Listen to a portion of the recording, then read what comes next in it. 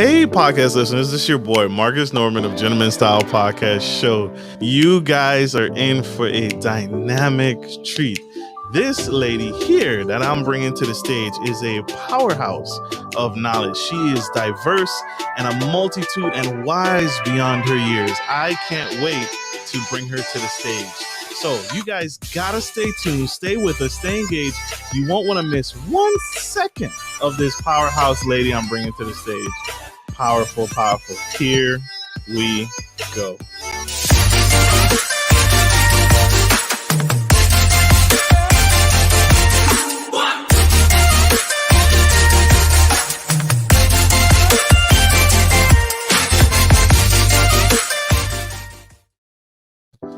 Please help me welcome to the stage.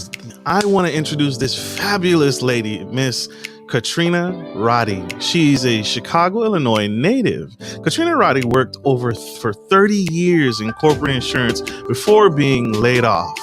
We all know that all too well, especially coming out of the COVID-19 pandemic. And she is here on a mission to share her entrepreneurial journey and to share her growth and her expansion in business and her book.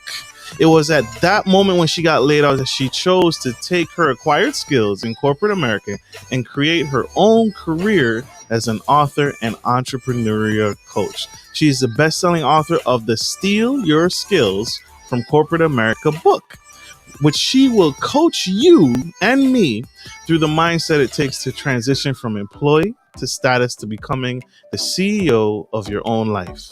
So help me welcome to the stage the incredible, the amazing Miss Katrina Rody.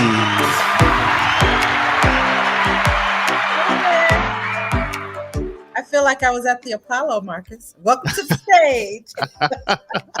As long as we don't get the log, right? Yeah. We don't want the log or the clown. Or the Sandman to come out. No, we don't need that. Thank you for joining me, Miss Katrina. This is epic. It is a pleasure to have such a powerhouse speaker. I appreciate you taking time out of your busy day. Thank you, Miss Erica Holmes. She's also in Chicago. She's like, hey, another Chicagonian. Yeah. Rock on, rock on. Round of applause, round of applause.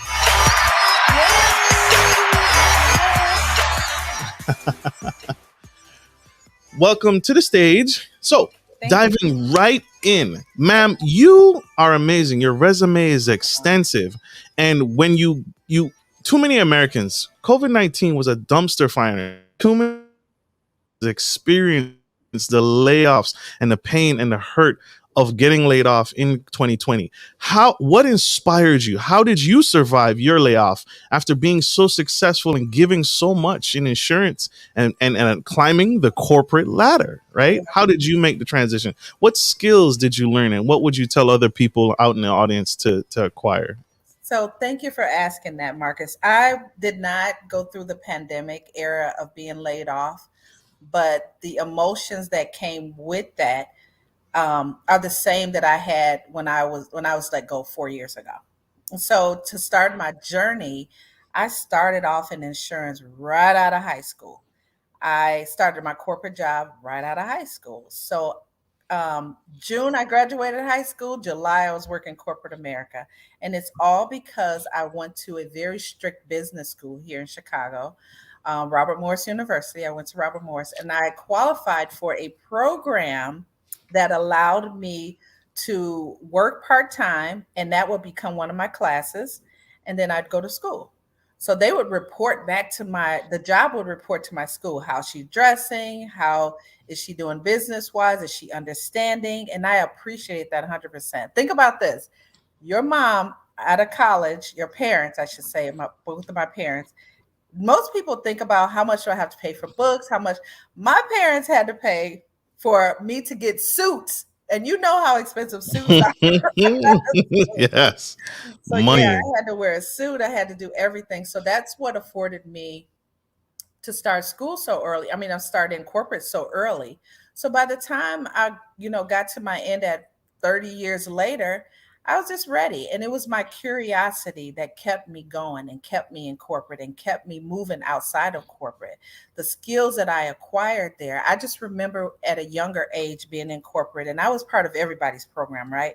I was in a future leaders program, I was apprentice, I was whatever came up, I raised my hand for. And I just remember them sending us etiquette classes. Can you believe that? Telling us how, if we're faced with a CEO or some higher ups in the company, how to hold our glass, how not to drink too much, how to have your plate in your hand and network. So I learned like a lot of these things. And then we would be put in presentations. We'd have to do presentations. When I got like towards the middle of my career, I started working in a very high profile area of insurance called corporate insurance or major accounts, national accounts, major accounts. This is where I really honed in on who I was as a person, and I realized what my love was in making sure that people are taken care of. When you work on an account such as Costco, Saks Mhm. Fifth Avenue, Discover Card, all of these big name people, like State Farm would get insurance from us. Allstate would get insurance from us. So we were a big company. I survived the AIGs of the world through the financial crisis. So when you work in that area, you have nothing but time to build relationships because that's people are trusting that you know what you're doing and they want to know who you are as a person. So that's one of the skills that I really honed in on. I really honed in on relationship builders. So by the time I finished with my career in insurance, I knew for sure I was a damn good relationship manager. Does this make sense? That makes absolute sense. That makes perfect sense, right? And Yeah. so when the world seemingly turned its back on you, you didn't give up. You pushed through, you pushed forward, and you kept going and you revamped, right? You re Yes. not and not necessarily created something new, but you took what you stole, which is what your title of your book is. Yep. You took what you had acquired over the years of working with corporate America and you made it fit you, right? Yes. Yeah.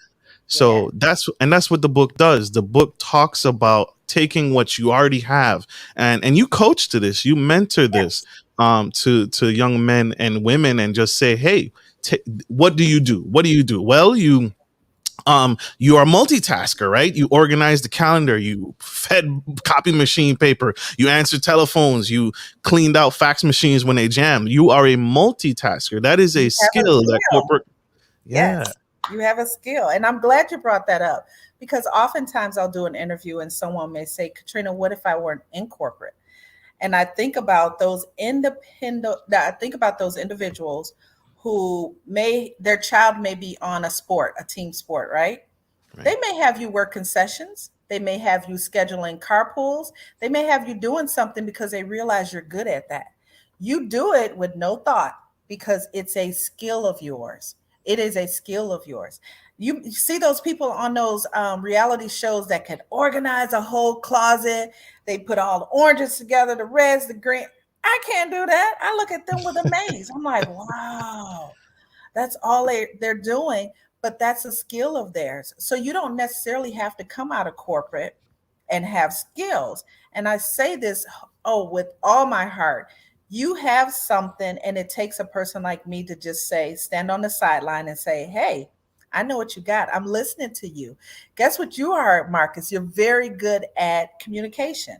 Podcasts are your thing. This is why you do them because you're good at it. So skills don't necessarily have to come from corporate. That's just where mine happened to come from. And I worked so hard when I got laid off. The thing that I tell people, and when you get laid off, it's a relationship breakup. So the name of my company is The Corporate Breakup. So my website is www.thecorporatebreakup.com.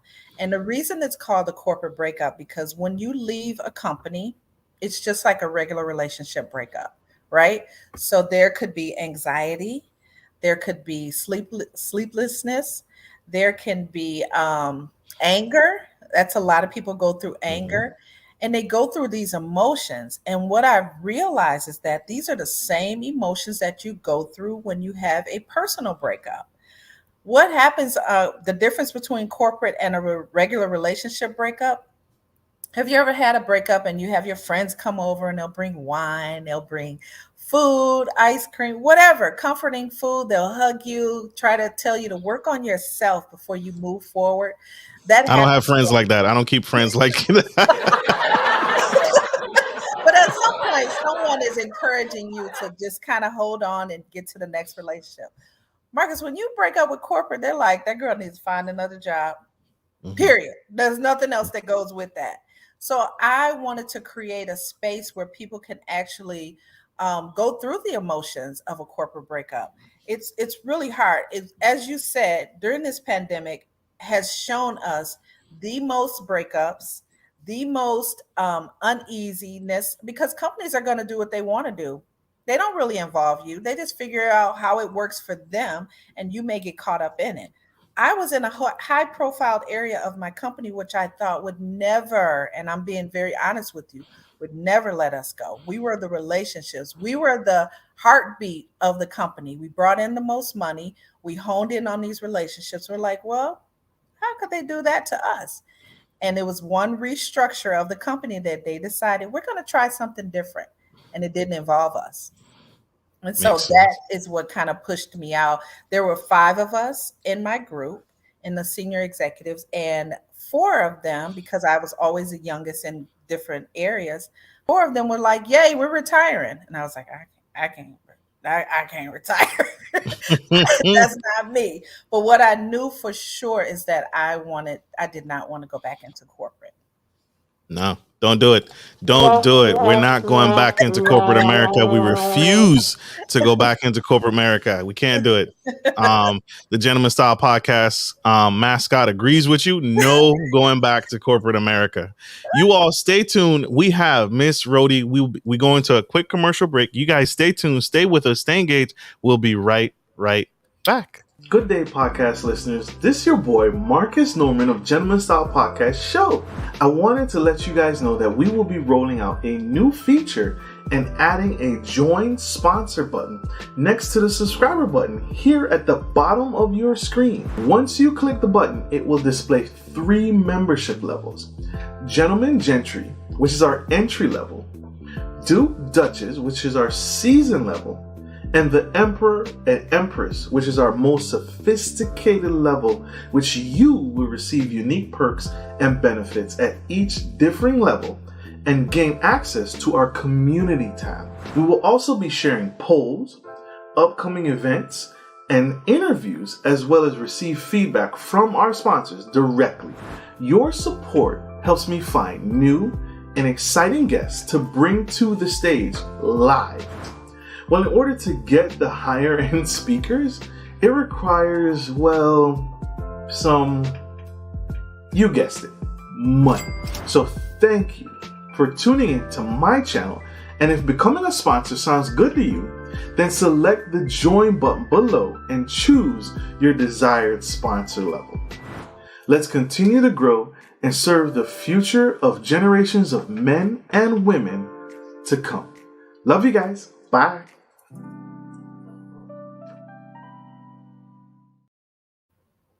Welcome back, y'all. We are here. We have Miss Katrina Rody, and she just broke down her transition out of corporate America, and she is spilling all, well, she can't spill all the tea. You got to get the book. You got to get the book to get the rest of the tea, right? But that's how we did, and this is perfect time, and she is right on time to share what we need to survive and make the mindset shift to get out and do what it is we truly have a passion for. And that's what she coaches to. That's what she mentors to. And that's what we need.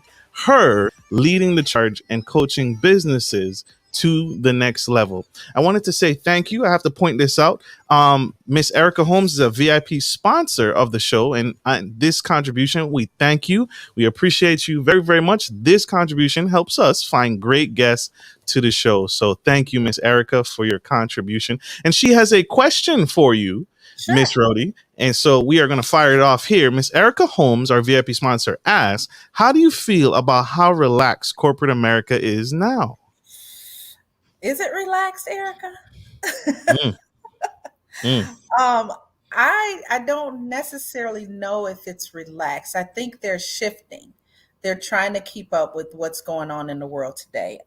There's a lot of diversity issues. If you pay attention to different corporate organization. The buzzword now is diversity and inclusion, DEI. They're hiring DEI people. They're hiring DEIB, I believe, are the acronyms as well.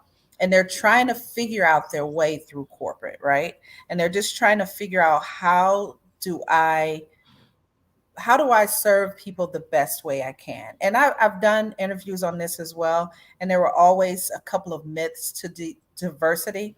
One biggest myth is we are diverse because if you look around, there's a mixture of women, there's a mixture of class, there's a mixture of you know different races. You see that, but what people don't realize is diversity doesn't come by itself. It has to be inclusion. So it's like peanut butter has to come with jelly. Up comes with down, right comes with left. You can't have diversity without inclusion. Do not hire me if you can't include me. And that's all I wanted to say on that. But I don't feel it's as relaxed. If you mean like as far as their attire, as far as, an environment, I think they're trying to cater to Gen Z and they're trying to cater to millennials, if that's what you see in a relaxed area. But for the most part, the structure of corporate, I don't feel like relaxed. Does that make sense, Erica? My Chicagoan. Fellow Chicagoan. Absolutely. Absolutely. This is huge. Yes, This yes. is Relationship building is huge. It's whatever you do, it's part of it. I absolutely. like that. It is. She is wise. Wise beyond years. I am surrounded by powerful and enthusiastic. You got to surround yourself with good people. That's one skill. What other skills that you teach Mhm. to that you talk about in the book? What skills should we be stealing from corporate America? Right? Because Yeah. I heard a friend. She said, she while she's at her job, if they're going to pay for all these certifications and licenses, she's going to take it because this can help her on the outside after she leaves. But what other skills should we be taking from corporate America while we are in there? Communication. If they give you a chance to present or speak, practice right there. Practice right there. Take your communication skills. Practice your skills. I always say the biggest part of communication is listening. It's not talking. It's actually listening. That's the hugest thing. Um, you take all of that. You find out. Your skills could be beyond. You can have mathematical skills that are there. You can have communication skills. There's several levels of skills. The SWOT analysis is huge. You can do all of that, and pull whatever skill, whatever makes you feel good. There's a part of your job when you sit down, you say, I wish I can do this all day. I know there are people who say that at their job. That's probably because you're skilled in that. And the other parts are hard. So here's a thing I want to share with you. I am not good at admin. I'm just not. But that was because you work in an environment and everybody does something different, right? So my neighbor did something different. I did something different. This other person did. I didn't have to learn their jobs. When you become an entrepreneur, you got to do all of that. You have to. And then you have to get to a point where you say, okay, I know I wasn't good at this. Another thing that will help you determine what you were good at, think about your performance reviews. You've had them True. over the years. One lady always asked me, well, what was your green light? What consistently showed up? And that is the thing that you're skilled in. What consistently shows up? Admin did not show up in my green light. It was like she knows how to do it, but she don't want to. It was just too much. So guess what? I have a person that helps me with that because that is her green light. She loves that. So there are different skills that you can take. If they're teaching you something there, you're basically an apprentice the entire time. You're learning from whatever you can do. You're learning what to do right and what to do wrong in a business by working in that business. True. Facts. Hashtag facts. Yep. Big facts. You correlated it so well and you blended the two so well. A corporate firing or a corporate layoff is similar to it's similar to a breakup, a relationship breakup. It is a relationship, friendship. It's a ship that Yeah. has now ended and has now set sail. How do you heal? What are some ways we can heal that you mentioned in the book? We can Yeah. heal from that corporate breakup. So, what I like to say is you're going to go through these emotions, and this is part of mindfulness, right? Part of mindfulness is being able to be mindful of things, have intention for it. You're going to feel anger, you're going to feel anxiety, you're going to feel all of those sleep disturbances. You're going to feel that, and I want you to. Don't just jump to the next thing and think you're covering it up. That's a band aid. But feel that, know what it feels like because you don't want to go through it again. So if you don't know what it feels like, you may go through it again and again. So understand what that feels like. And then after you get over that, because you can't stay in that space, it hurts to stay in that space. You have to make moves. And moves is an acronym. First part is mindset reset. That comes from working out. It comes from meditation. It comes from eating healthy. If you need to go boxing, you need whatever you need to do to get your mind focused on yourself. Just think about this. If you work out and you feel good about it, you've just put all the attention back on you. And that's what you need to do. You need to make moves and you bring that back. So that's mindfulness. The second thing is the O. The O is own a new title. So many people are stuck on. I used to be a CEO. I used to be an SVP. I used to be an COO, whatever their title was, because that's what the job told you you were. But how about create the CEO of your life? Be the CEO of your own life. Nothing's bigger than that title. The V is value your relationships. And I say that because you have all these amazing people that are around you that uplift you. Use those relationships to build. How about a personal board of directors? Have 5 people that do 5 different things that help support you. You're going to need the biggest support you can have when you go into entrepreneurship. The E is the most important, but you have to evaluate your money situation. You have to evaluate your money situation. Every person comes from a relationship with money, whether it's their huge saver, huge spender. I don't know how to do this. I don't know how to do that. Everybody has that. And I like to say, like, I came from humble beginnings because my parents came from humble beginnings. And guess what? Their parents came from humble beginnings. And it's just a trail that goes along. So you have to realize what is your relationship with money and how do I adjust that to fit me now as a new entrepreneur? And the last thing I'd like to say on moves is the S, and that is share your story. You have to be the most vulnerable person that you can be. People want to hear your journey and they want to hear how you got there because it's helping them figure out how they're going to get from here to there. Having this platform, Marcus, and being on your show allows me to tell my story, allows me to say, hey, I went through some bumps. I know this stuff from experience. It's not because I read it in a book. I put it in a book, but I know these things through experience. And I appreciate you giving me the platform to share my story. But so that's moves. It is mindset reset, own your own title, value your relationships, evaluate your money relationship, and share your story. Powerful, powerful. Woo! She's making moves. I don't know who she was talking to, y'all. She was talking to me. I felt attacked. I felt guilty. I felt guilty. Oh my gosh. But that is so true. I needed that. I needed you to say that because sometimes it's that tough love. Sometimes it's hearing it, even though we felt it. We felt it in our core. We felt it Yeah. internally, but hearing it now externally is going to force us to make the move. We have Yeah. another question from our VIP sponsor, Miss Erica. She is a horrible employee. However, I dream every day of leaving. The benefits keep me, but my business is suffering. How do I walk away before they force me out? How do you know when they're going to force you out? They just come up with a date and they say bye. So I prepared myself and said, by the time I turn this age, I'm going to leave. And my job was like, nope, you're leaving today. Mm, So I didn't have a choice. I was kicked out at a time where I felt like I wasn't ready.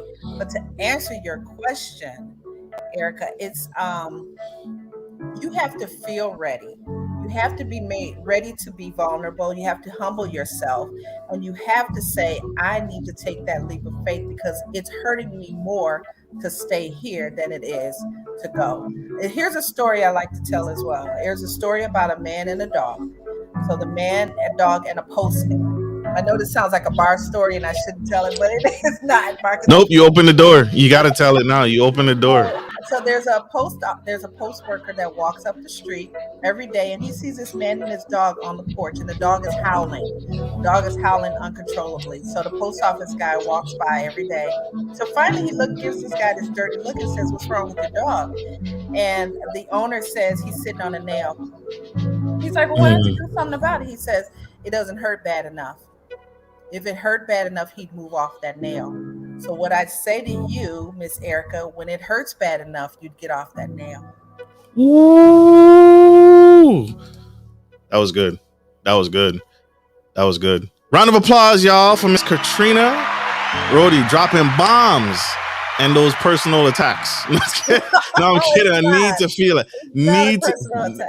I know. I am messing with you. That is good. You're right. It's not until it hurts enough will we get off the nail. You're so right. That was on cue. She's speaking to me, y'all. She's taking me to church. We have one more quick commercial break, y'all. Stay with us. Stay tuned for this powerhouse speaker. We'll be right back. Are you a local business looking to offer your customers easy access to cash without having to travel miles? We're here to help. At Norman Legacy Investments, we provide free ATMs with free installation that provide a suitable investment for your business. Even better, we offer you some profit sharing and handle everything from start to finish. Just reach out to us today to schedule a free consultation.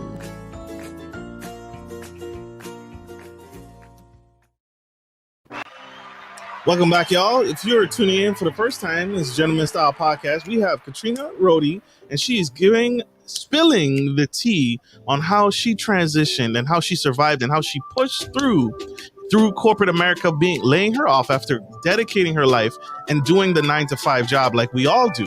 And how she's helping businesses and coaching businesses and mentoring families and friends and households to take that step and take that leap of faith and to push forward and to transition to that next phase of our life, whether or not someone sees the value in us or not. If you missed that, go back, tune in and check her out. She is a powerhouse speaker, and she's here on the Gentleman Style Podcast show today. Miss Katrina, I'm gonna address the elephant in the room. Yeah. A black woman in corporate America and achieving high levels of success. I'm not gonna call it racist, but did you experience systematic injustices, and how did you handle them, and how should people handle those moments? Of course I did. It's kind of a given. But you don't really know it because you're in it, right? And Right. so what I can say is that it just felt really odd at times because you knew that you were doing good, but you only compared yourself to your peers who were black. And being at the level of insurance or the prestige area that I was in, there was only a handful of us. So we befriended each other right away. Mm. And then we judged each other based off of the accolades that we got. And it was phenomenal because we did a great job. The smartest people, had the highest degrees in these areas. But what we were missing was some of our white colleagues, or just at a different level, they could see themselves running the organization. They can see themselves as a CEO. They can see themselves as, right under second person as CEO. We never saw ourselves in those positions, so we never went for them. So that is what made you step back and say, hey, we're hovering around in this same little area, but we're doing well, but we never see ourselves in it's think about Hollywood and how there's so much talk about, black people getting different roles and people seeing themselves in different roles or different roles on TV. They don't see themselves, it doesn't happen because you don't know it could happen for you. I am an Olympic junkie and I know that things can't happen for me now, but that is some little girl's dream to see themselves play in gymnastics or play soccer or play whatever. When you see yourself in those roles, you go for those roles. And that's all I could say, in the whole systemic. There's more to it, but the basis for me was we didn't get higher than that little level that we were in. Mm, mm, mm, mm. If I could give her a microphone, right, so she could drop it. That was one of those mic drop moments, and I failed you guys. I'm gonna make sure I'm gonna mail her a microphone so she could drop it. You got to have your Um, mascot come out and do it for me. the mascot. Where is my gentleman style mascot? He is scared right now. He is not messing around. He is not playing today. There he is. He doesn't want to play right now, but it's okay. But that was so good. That was a great question, Miss Erica. That was Yeah. necessary. What Thank did you, you Marcus. learn? Yeah, thank you, Miss Erica. What did you learn from your first year when you've been laid off? What did you learn? You probably learned a lot. You probably had to adapt and overcome. But what did you learn that first year as an entrepreneur? Oh gosh, so much, so much. I can tell you this. When you come from corporate America, there's a certain stigma you have being an entrepreneur. And you come out and you're like, I know everything. I could do this on my own. I can really do. I was a high performer, and they don't care. Don't nobody care what you used to do. They were like, uh-huh, girl, that's great. But here now you're in a different pond. So I had to learn first to bring myself to a level where I was curious, because you have to stay curious to continue to grow. When you get to a point where you think you know it is, then your curiosity is right here and you don't want to listen to nobody. We have to keep our curiosity as a kid, which was expanded, so that we can give ourselves room to learn.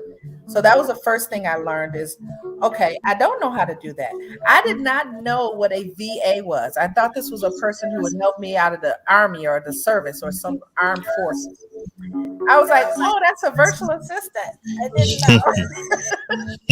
So I literally had to teach myself a lot of these things. And that was part of me putting this book together.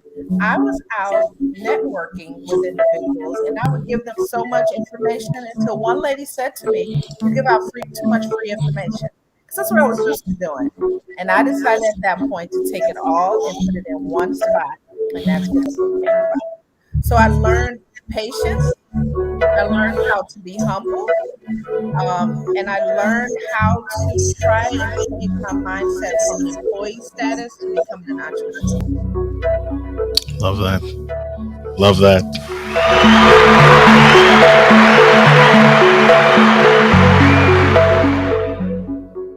Miss Katrina, how can we connect with you? How can we learn more from you? How can we grow with you? The train has left the station. The book is available where? And how can we get our hands on it? And how can we connect with you and learn more? So my book is on Amazon, but you can connect with me and purchase my book through my website, and that is www.thecorporatebreakup.com. I'm on all social media platforms as KRODDY65. That's it. KRoddy65. Love it. Love it. You guys have to get on board with this phenomenal powerhouse lady. She's changing the world. She's changing the corporate structure, right? Corporate America, because of her, is now going to look a lot like us. And that's what we need. That's what we need to do. We need to change the landscape, one business, one family, one household at a time. And with her coaching, how can we schedule a call with you? Can we get some time with you? Yes, you can. You can get right on my calendar and get 15 minutes with me. We'll talk. We'll see what we can do and if we need to move further in making sure that you get to your dream. Absolutely. Absolutely. Schedule that call, y'all. Get connected. Get on board with her. Miss Katrina, you are a wealth of knowledge. And I'm so glad you responded to my message. You are a wealth of knowledge and a powerhouse speaker. I thank you for what you do. This is epic. Absolutely. You have a wonderful platform. You have a wonderful show. So I feel honored to be here. So thank you, Marcus. You're very welcome. Thank you for making time for us because we need you. I want to say this to you publicly. Don't ever quit. Don't ever give up. The world needs you. We need you. We need what you're doing, and we need the movement. The train has left the station, but we need you to continue on. So on the days that you're feeling low and not encouraged, please don't ever give up. Thank you. Thanks for the encouragement. And thank you, audience members. I saw your questions and your comments. I appreciate you as well. Absolutely. Absolutely. And I want to thank you all for joining the Gentleman Style Podcast show today. Thank you all for tuning in to this episode. I hope it served you. I hope this was helpful. And I hope this was impactful to you and your business. And Miss Erica, if you are feeling on the fence about taking that step, connect, because we cannot grow alone. We can only grow together. And so connect. And I hope this has helped in some small way and made a difference in your life. So I appreciate you guys. I appreciate you guys tuning in. Like I end every show, take care of your friends, take care of your family, and take care of business. This is Marcus Norman of Gentleman Style Podcast Show and Miss Katrina Rody signing off. Love you guys. Bye. Bye.